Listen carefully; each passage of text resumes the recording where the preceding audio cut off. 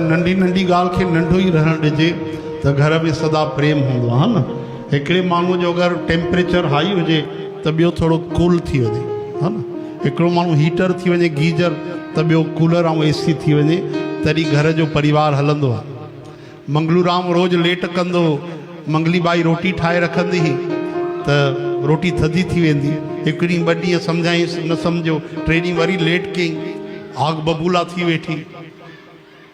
चईंसि देवी छा थियो? चई छा थियो? छा थियो? छा थियो? मंगलूराम सम्झी वियो। घणा बार तव्हांखे सम्झाया, ॾाढो गुस्से में की, मां त तव्हांखे स्मूथ थो ॿुधायां, हा न। दिमाग़ में ॻाल्हि वेहंदी न अथव, हा न। रोटी बर्फ़ थी वई आहे, बर्फ़ रोटी खाईंदव, हाणे मां गरम न कंदीमांव, धूड़ वञी पायो, पाण ई वञी खाओ थधी रोटी। ये थधी दाल पई अथव फ्रिज में, जीअं थधी थी वेंदी आहे। पाणी गिलास भरे ॾिनई मंगलूराम, मंगली बाई, अरे पाणी, हे पाणी पी, थधी थी, खणी करे ठका केस मथे ते। उहा ई ॻाल्हि यादि आई मूंखे, सभु माताऊं ईअं न थींदियूं।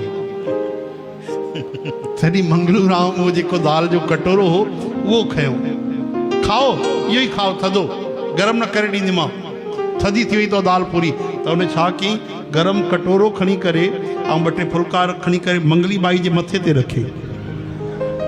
हे छा था कयो, छा था कयो? चई 2 मिंट बसि। छा था कयो? इहो मज़ाक था कयो? चई मज़ाक न, हे भाॼी थधी थी वई आहे न, तूं गरम न कर, तुंहिंजो मथो त गरम आहे, मथां उते ई गरम थी वञे, तुंहिंजो मथो ॾाढो गरम आहे, उते रखंदासीं त मथां दाल गरम थी वञे। चओ हरे राम।